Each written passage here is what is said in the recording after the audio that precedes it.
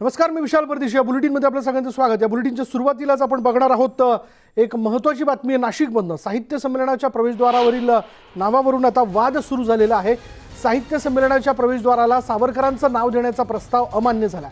मंत्री छगन भुजबळ यांच्या स्वागत समितीनं स्वातंत्र्यवीर सावरकरांच्या नावाचा प्रस्ताव रद्द केलाय. तसंच संमेलनाच्या अधिकृत गीतामधूनही सावरकरांचं नाव काढण्यात आलं. त्यामुळे 94 अखिल भारतीय मराठी साहित्य संमेलन वादात सापडलंय. सावरकरांच्या जन्मभूमीतच त्यांची उपेक्षा झाल्याने सावरकर प्रेमी संतप्त झालेले आहेत. आता क्षणाची महत्त्वाची बातमी आपण बघतोय.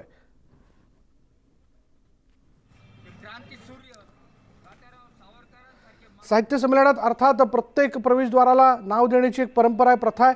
आणि ज्या ठिकाणी हे साहित्य संमेलन होतं तिथल्या मोठ्या व्यक्तीचं नाव देण्याची एक प्रथा जी आहे ती मुळात कायम पार पाडली जाते. आणि यावेळी साहित्य संमेलनाच्या मुख्य प्रवेशद्वाराला स्वातंत्र्यवीर विनायक दामोदर सावरकर यांचं नाव देण्याच्या संदर्भातला प्रस्ताव जो होता तो मांडण्यात आलेला होता स्वागत समितीपुढे, पण त्यांनी तो अमान्य केला. याबद्दल बोलणार आहोत आमचे प्रतिनिधी प्रशांत बाग आपल्या बरोबर आहेत. प्रशांत, काय माहिती याबद्दल? विशाल, तुला माहिती आहे की स्वातंत्र्यवीर विनायक दामोदर सावरकर यांची जन्मभूमी म्हणजे नाशिक जिल्ह्यातलं बगुरगाव, आणि याच ठिकाणी त्यांचं जे घर आहे ते पुरातत्व खात्यानं सावरकर स्मारक म्हणून जतन सुद्धा केलेलं आहे. सावरकर हे फक्त विज्ञानिष्ठ दृष्टिकोन असलेले किंवा क्रांतिकारक म्हणून त्यांचा परिचय नव्हता, तर महाकवी असो किंवा साहित्यिक म्हणून सुद्धा त्यांचा परिचय हा आजही अजरामर आहे. आणि नाशिकमध्ये 94 अखिल भारतीय मराठी साहित्य संमेलन होतं आहे. आणखीन याच साहित्य संमेलनाला सावरकरांचं नाव द्यावं, या भूमीला, या स्थळाला, अशा प्रकारची मागणी सगळ्या सावरकर प्रेमींनी केली होती. पण त्या मागणीचा पूर्णपणे अव्हेर निमंत्रक समितीनं केलेला आहे. पालकमंत्री छगन भुजबळ हे या समितीचे स्वागताध्यक्षसुद्धा आहे. आणि दुर्दैवाची गोष्ट म्हणजे की याच संमेलनाचं अधिकृत जे गीत आहे, संमेलन गीत, याचं प्रकाशन 2 दिवसांपूर्वी पालकमंत्री छगन भुजबळ यांनी केलं. आणि या गीतामध्ये सुद्धा सावरकरांचा उल्लेख सुद्धा केला. आणि म्हणजे सावरकरांना अनुल्लेख करून अक्षरशः बेदखल करण्यात आलेलं आहे, अशा प्रकारची भावना ही आता सावरकर प्रेमींची होते. खरं तर सावरकर प्रेमींची भावना कोणती होते यापेक्षा सावरकरांच्या नावाला खऱ्या अर्थानं स्थान द्यायलाच पाहिजे होतं, हे या अखिल भारतीय मराठी साहित्य संमेलन समितीला समजत नाही का, हा प्रश्न आता संतप्त अनेक जण विचारत आहे. आवश्यकता आहे या विषयाला संमेलन सगळ्यांनीच गांभीर्याने घेण्याची.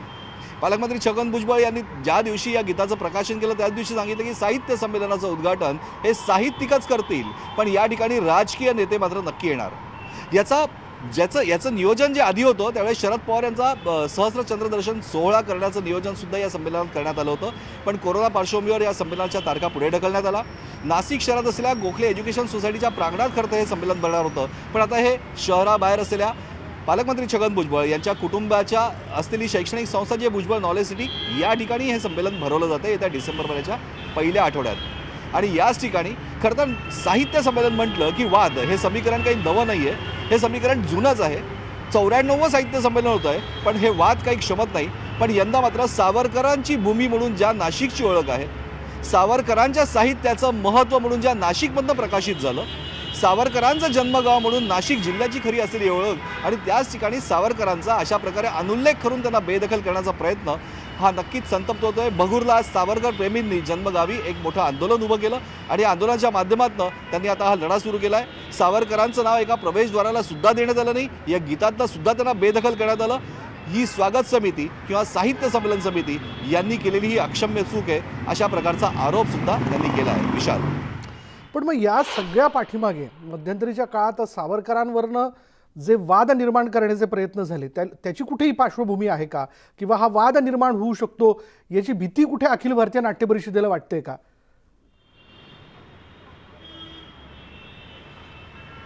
जर का आपण 2 गोष्टी बघितल्या तर अखिल भारतीय मराठी साहित्य संमेलन म्हणजे की ज्या साहित्य महामंडळाच्या माध्यमातून होतो, कौतिकराव ठाले पाटील याचे निमंत्रक आहेत. पण या ठिकाणी जे स्थानिक समिती असते, नियोजन समिती, निमंत्रक समिती, या समितीच्या माध्यमातून खरं तर हे निर्णय घेतले जात असतात. या समितीला हा अधिकार बहाल करण्यात आला असतो की तुम्ही या भूमीमध्ये कोणाचं नाव द्यायचं, कसं द्यायचं. आता नाशिक जर का म्हटलं तर कुसुमाग्रज अर्थात तात्यासाहेब वि. वा. शिरोडकर यांची सुद्धा भूमी, अभिजात साहित्याचे उद्गाते म्हणून वसंत कालेक्टर ज्यांचं नाव घेतलं तर त्यांचीही भूमी. पण याच भूमीमध्ये शेकडो वर्षांचा पुरातन इतिहास सुद्धा आहे. तो स्वातंत्र्य विनायक दामोदर सावरकर यांच्या अजरामर कलाकृतींनी जन्म दिलेली भूमी म्हणून सुद्धा नाशिकची ओळख आहे. जर या भूमीचा सन्मान करायचा असेल तर या भूमीतनं साहित्याच्या माध्यमातून खऱ्या अर्थानं ज्यांनी समाजाला उद्बोधन केलं, नवे विचार दिले, नवे मंत्र दिले, त्या सगळ्यांचाच उल्लेख उद्घोष करायलाच हवा होता. ही भावना स्पष्टपणे बोलून दाखवली जात आहे. येत्या दिवसामध्ये हा विषय अधिकाधिक वाढत जाईल आणि निमंत्रक समितीनं या विषयाचं भान ठेवून सावरकरांना उपेक्षित करणं हे अपेक्षितच नव्हतं. सावरकर म्हटलं की वाद हे आता अनेक दिवसांपासून चालू आहे. सावरकरांना भारतरत्न म्हणजे आपण म्हणतो की भारतरत्न पुरस्कारापासून वंचित ठेवलं जात आहे. सगळेच जण मागणी करताय. महाराष्ट्राचे मुख्यमंत्री उद्धव ठाकरे म्हणतात की आम्ही सहमत आहोत, आम्ही सावरकर प्रेमी आहोत. केंद्र सरकार सुद्धा सकारात्मक आहे, पण तरीही सावरकरांना आपल्या देशातला सर्वोच्च नागरी पुरस्कार जो आहे, सन्मान जो आहे भारतरत्न, यापासून अजूनही दूर आहे. त्यांना माफीवीर म्हणून जी हेळसांड केली, सातत्याने केली. राहुल गांधी यांनी त्यांच्या विरुद्ध कायम आरोप केले. पण पोर्ट ब्लेअर या ठिकाणी जे त्यांचे पत्र आहे, माफीपत्र, ही एक राजकीय नीती असू शकत नाही का? या विषयांवर कोणीही खल करायला तयार नाही आहे. खरं तर स्वातंत्र्यवेदीसाठी ज्यांनी आपल्या प्राणांची आहुती दिली, खऱ्या अर्थानं आपले प्राण पणाला लावले आणि आपलं आयुष्य कुटुंब पणाला लावलं, त्याच्यामध्ये अत्यंत ताठ मानेनं स्वातंत्र्यवीर विनायक दामोदर सावरकर यांचं नाव नक्कीच घेता येईल. पण स्वातंत्र्यानंतर मात्र त्यांना राजकीय विजनवासात जावं लागलं. अत्यंत उपेक्षित आयुष्य त्यांनी स्वातंत्र्यानंतर भोगलं आणि आता त्यांच्या मृत्यूनंतर सुद्धा अशा प्रकारचा विजनवास जो होतो आहे, हे कितपत समर्थनीय आहे, हा खरा सवाल बघूरकर स्वातंत्र्यप्रेमींनी उपस्थित साहजिक आहे. बघूरकरांचा सहवाल साहजिक आहे. याचं कारण असं आहे की नाशिकची ओळख ही अर्थात स्वातंत्र्यवीर विनायक दामोदर सावरकर यांच्या नावाने देखील करून दिली जाते. त्यांची ती जन्मभूमी आहे, तिथले ते भूमिपुत्र आहेत आणि अशावेळी जर तिथे साहित्य संमेलन पार पडतं आहे आणि त्याच्या मुख्य प्रवेशद्वाराला त्यांच्या नावाची म्हणजे त्यांचं नाव देण्याची मागणी होत असेल तर त्यात गैर काय? बोलूयात सावरकरांच्या नावाची मागणी करणारे प्रमोद आंबेकर आपल्याबरोबर आहेत. प्रमोद आंबेकरजी, काय प्रस्ताव आपण साहित्य संमेलनाच्या स्वागत समितीकडे दिला होता आणि काय प्रतिसाद आपल्याला मिळाला? वासियांनी सर्वांनी असा एक प्रस्ताव दिला होता की सावरकर हे जे साहित्य संमेलन होतंय, सावरकर हे स्वतः महान साहित्यिक होते, म्हणजे ज्याची सर आजकालच्या काही 90% साहित्यिकांना सुद्धा येणार नाही. क्रांतिकारक तर होतेच, देशभक्त तर एक प्रथम क्रमांकाचे होते, परंतु त्याचबरोबर ते साहित्यकार होते. त्यांचं नाव त्या गेटला म्हणजे मुख्य प्रवेशद्वाराला देण्यात यावं अशी मागणी आम्ही त्यांच्याशी केली होती आणि तसं पत्रही त्यांना दिलं होतं. त्यांनी आम्हाला आश्वासन दिलं होतं की आम्ही याचा जरूर विचार करू, परंतु त्या पत्राला केराची टोपली दाखवण्यात आली. पण मग आपण याबद्दल सवाल विचारलात की का आपण मागणी नाकारली म्हणून? आम्ही त्यांना दोनदा कॉन्टॅक्ट करायचा प्रयत्न केला, परंतु आता मीटिंग मध्ये ठरेल होईल असं करत दोनदा टाळण्यात. कोणाला कॉन्टॅक्ट करत होतात तुम्ही? ते मला नाव आता आठवत नाही ते ऍक्च्युली, त्यावेळेस कोण होतं मला नाव ऍक्च्युली आठवत नाही, परंतु आमच्या मनोज कुवर म्हणून आमचे सभासद आहेत, त्यांनी 2 जणांना कॉन्टॅक्ट केला होता. आणि त्यानंतर अचानक एक दिवस पेपरला बातमी आली की मग ते सावरकर प्रवेश नगरीला याचं नाव देणार वगैरे वगैरे. मग आम्ही समजून घेतलं की आम्हाला यांनी डावलले. बर, पण मग याच्यानंतर तुम्ही जरा कॉन्टॅक्ट करण्याचा प्रयत्न केला? 2दा केला होता, पण दोन्ही वेळेस उचलला नाही फोन. फोनच नाही उचलला. जातेगावकरांना एकदा फोन करायचा प्रयत्न केला, जयप्रकाश जातेगावकरांना. हो, कालच, परंतु त्यांनी काही उचलला नाही फोन. त्यांनी उचललाच नाही. नंतर त्यांनी पुन्हा तुम्हाला कॉल पण नाही केला? नाही, कॉल बॅक पण नाही केला. काय वाटतं आपल्याला, का सावरकरांचं नाव त्यांना प्रवेशद्वाराला द्यायचं नाहीये? हेच आम्हाला न उलगडणारं कोडं झालंय की सावरकर ज्याच्यामुळे नाशिक, भगूर हे जागतिक पटलावर गेलंय. म्हणजे आम्ही बाहेर अभिमानाने सांगतो आम्ही कुठे राहणार आहे भगूरचे. बरोबर. भगूर म्हणजे सावरकरांचं गाव का असं म्हटल्यानंतर आमचा उरू अभिमानाने भरून येतो. तसं त्या व्यक्तीचा विरोध करण्याचं किंवा त्या व्यक्तीला असं उल्लेख न करून म्हणजे त्याचा अपमान करण्याचं थोडस वाईट वाटतं आम्हाला. पण याच्या मागचं कारण काय असावं हे मात्र शोध घेण्याची गोष्ट आहे. म्हणजे साहित्य संमेलनाचे गीत तयार करण्यात आलेले आहे, त्या गीतात देखील त्यांचा उल्लेख नाहीये. हो, गीतात उल्लेख नाहीये. गीतामध्ये उल्लेख नसल्यामुळे आम्ही पहिल्या दिवशी जेव्हा ते बातम्या यायला लागल्या तेव्हा त्यांनी असं स्पष्टीकरण दिलं पेपरमध्येच, मीडियामध्येच, की त्याच्यामध्ये स्वातंत्र्य सूर्य अनंत जन्मले, त्याच्यामध्ये स्वातंत्र्य सूर्य सावरकरच आहे असं त्यांनी सांगितलं. त्यांनी ते विशेषण त्याच्यामध्ये घातलेलं आहे, पण सावरकरांचं नाव नाहीये. म्हणजे ते विशेषण म्हणजे सावरकर असं समजून सांगितलं तुम्हाला? हा, म्हणजे आता तुम्हाला जर ही जी गोष्ट जर समजून सांगावी लागते याचाच अर्थ आहे, त्याचा अर्थ तो होत नाही ना, सामान्य माणसाला लक्षात येत नाही बरोबर. तो अर्थ आहे याचा.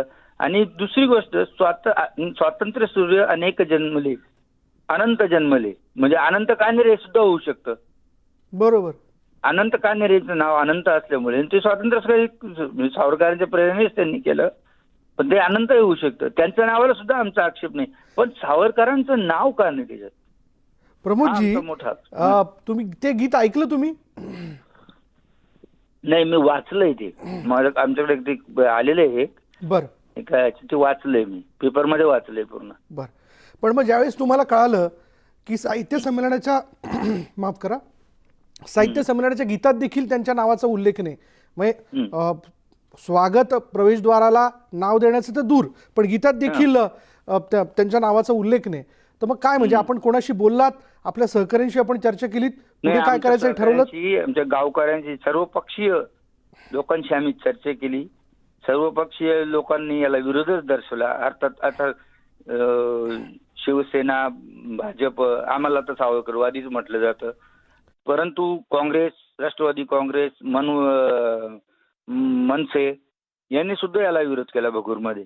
आणि आज भगूरकर नागरिकांनी, सर्वपक्षीय नागरिकांनी त्याचा निषेध नोंदवलाय.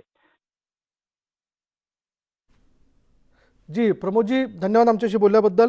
एक भगूरकर म्हणून आपली साहजिक भावना आहे आणि अर्थात आग्रह आहे, आणि तो कोणाचा नसावा, म्हणजे तो नाशिककरांचा असू शकेल की सावरकरांचं नाव हे साहित्य संमेलनाच्या प्रवेशद्वाराला देणं आवश्यक होतं, आणि शिवाय गीतात देखील त्यांचा उल्लेख करण्यात येत नाही, म्हणजे नेमकं काय समजायचं हा प्रश्न आता उपस्थित केला जातोय. आपण जाऊयात पुन्हा एकदा प्रशांतकडे. प्रशांत, आपण ऐकलं शेवटी भगूरकर असो वा नाशिककर, भगूर शेवटी नाशिकचाच एक भाग आहे. नाशिककरांना तो अभिमान आहे की सावरकरांचा जन्म इथे झाला आणि इथूनच खरंच सावरकरांची वाटचाल सुरू झाली.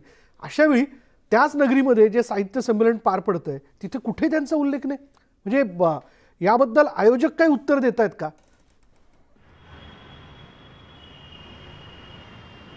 आयोजक तोंड लपवत आहे असं म्हणणं सगळ्यात संयुक्तिक ठरेल. विशाल, ज्या गीताच्या प्रकाशनाच्या वेळेस आपण होतो आणि त्या गीताच्या प्रकाशनाची पूर्ण ते गीत प्रकाशित होत असताना सुद्धा आपण बघितलं, ऐकलं, आपणही ते दाखवलं. याच्यामध्ये स्वातंत्र्य सूर्य, एक तर म्हणजे की सावरकरांना स्वातंत्र्यवीर म्हणून खरं तर त्यांची ओळख आहे, आणखीन परिचय आहे. स्वातंत्र्यवीर विनायक दामोदर सावरकर या नावानेच त्यांचा परिचय. स्वातंत्र्य सूर्य हे हुतात्मा अनंत कान्हेरे यांना म्हटलं जातं. त्यामुळे स्वातंत्र्य सूर्य अनंत झाले हा जो उल्लेख आहे हा हुतात्मा अनंत कान्हेरे यांना उल्लेखूनच आहे, हे कोणीही सांगायची गरज नाही. म्हणजे स्वातंत्र्य विनायक दामोदर सावरकर यांना स्वातंत्र्य सूर्य अनेक झाले याचा अर्थ काय? म्हणजे अनेकातील एक असं का म्हणणं योग्य आहे? जर का तात्यासाहेब विवा शिरवाडकर यांचा स्वतंत्र उल्लेख होतो, वसंत कानेटकर यांचा स्वतंत्र उल्लेख होतो, या साहित्याच्या धुरीणांचा स्वतंत्र उल्लेख होतो, तर मग यांच्या उल्लेखाला कोणाचाही आक्षेप नाहीये, कारण ते योग्यच आहे, तो सन्मानच योग्य आहे. पण स्वातंत्र्य विनायक दामोदर सावरकर यांचं जर का नाव सुद्धा घेण्याचं सौजन्य तुम्ही दाखवत नाहीये, तर नेमकं काय म्हणावं या निमंत्रक समितीला? बरं, निमंत्रक समितीतले अनेक जण सावरकर प्रेमी म्हणून अनेक कार्यक्रमामध्ये स्वतःला मिरवत असतात, पुढे करत असतात, आणि मग नेमकं याच वेळेस त्यांनी तोंडाला कुलूप का लावलंय हा प्रश्न येतोय. राजकारण याच्यामध्ये आलंय का हा प्रश्न उपस्थित नक्कीच झालेला आहे. आणि जर का राजकारण साहित्य क्षेत्रातल्या अशा गोष्टीत किंवा सावरकरांच्या नावावरनं त्यांच्याच भूमीमध्ये होत असेल तर ते कोणत्याही प्रकारे समर्थनीय नक्कीच नाहीये. आवश्यकता आहे या विषयाला अजूनही गांभीर्यानं घेण्याची, कारण वेळ अजून गेली नाहीये. हा क्षोभ असाच दिवसेंदिवस वाढत झाला, वाढू शकतो. नाशिककर याबद्दल आपलं म्हणणं मांडू शकतात आणि याबद्दलची हरकत ते नोंदवू शकतात, त्यांना हक्क आहे. कारण ज्या भूमीत ते राहतात ती भूमी सावरकरांची, हे खरं तर इथं आयोजकांना विसरून चालणार नाही आहे. तुम्ही गीतात देखील त्यांचा उल्लेख करत नाही, स्वागत प्रवेशद्वारालाही त्यांचं नाव देत नाही. नेमकं तुमच्या मनात आहे तरी काय? आणि या सगळ्या याच्यातनं वाद निर्माण होऊ शकतो, किंवा वाद तुम्ही निर्माण करताय का हा देखील प्रश्न जो आहे तो समोर येतो, ज्याची उत्तर त्यांना द्यावी लागणार आहेत. धन्यवाद प्रशांत या सगळ्या माहितीबद्दल. पुढे पाहूयात.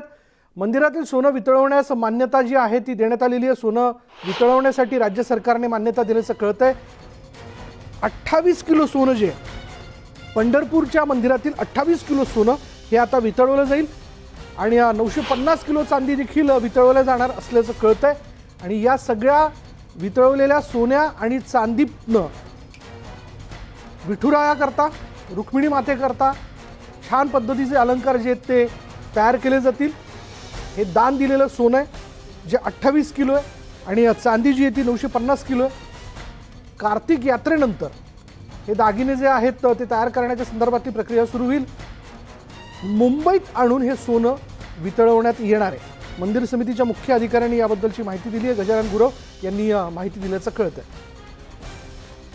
आणि याच विषयी आपण बोलणार आहोत. आमचे प्रतिनिधी वीरेंद्र उत्पात आपल्याबरोबर आहेत. वीरेंद्र, ट्रस्ट म्हटल्यानंतर, मंदिर समिती म्हटल्यानंतर तिथे येणारं दान, मग ते दान चांदीचं असो वा सोन्याचं असो, पुढे त्याचं नेमकं काय करायचं या संदर्भातले निर्णय, त्याची एक प्रक्रिया असते. अर्थात आता हे सोनं आणि चांदी वितळवण्याच्या संदर्भातला निर्णय घेण्यात आलेला आहे. काय हा नेमका निर्णय आणि या वितळवलेल्या सोन्या चांदीपासून काय तयार केलं जाणार आहे? नक्कीच विशाल, ही विठ्ठल भक्तांसाठी आनंदाची गोष्ट आहे की जे संचित सोनं आणि चांदी होतं त्याचं दागिने करायचा निर्णय मंदिर समितीने घेतला होता, पण त्याला न्याय आणि विधी खात्याची परवानगी आवश्यक होती. न्याय आणि विधी खात्याने ती परवानगी दिलेली आहे. 27 किलो सोनं आहे, त्याचे पांडुरंगाचे आणि रुक्मिणीचे दागिने करण्यात येणार आहेत. आणि आपण पाहतो की नवरात्र असो आणि मुख्य दिवस जे आहेत त्या दिवशी हे दागिने घालण्यात येतात विठुरायाला आणि रुक्मिणी मातेला. ते दागिने करण्यात येणार आहेत आणि त्याला न्यायविधी खात्याने परवानगी दिलेली आहे. मुंबईमध्ये हे सोनं वितळण्यात येणार आहे आणि ते दागिने करण्यात येणार आहेत. त्यामुळे सगळ्या स्तरातून विठ्ठल भक्तांच्या आनंद व्यक्त होत आहे. धन्यवाद वीरेंद्र या सगळ्या माहितीबद्दल. एकूण संचित सोनं म्हणजे दान आलेलं सोनं जे ते 28 किलो आणि चांदी साधारण 950 किलोच्या आसपास असल्याचं कळतं आहे, जे वितळून आता विठुरायाकरता आणि रुक्मिणी मातेकरता छान अशी दागिने तयार केली जातील. कार्तिक यात्रेनंतर म्हणजे कार्तिकी यात्रेनंतर ही सगळी प्रक्रिया जी ती पार पडेल. यानंतर इथं वेळ झाली का ब्रेकची ब्रेक घेऊयात. पहा फक्त न्यूज 18 लोकमत.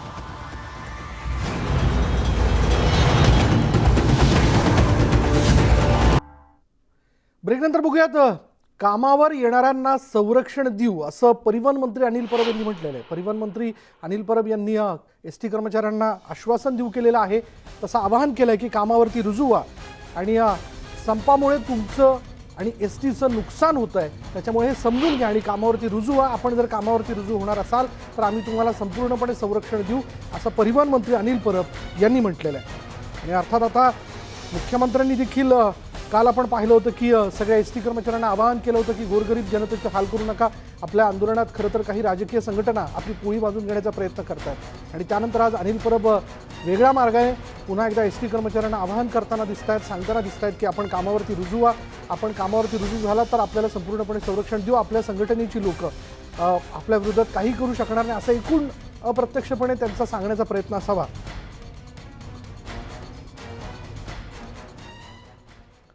आणि यानंतर या बुलेटिनमध्ये इथेच थांबणार आहोत. पहा फक्त न्यूज 18 लोकमत.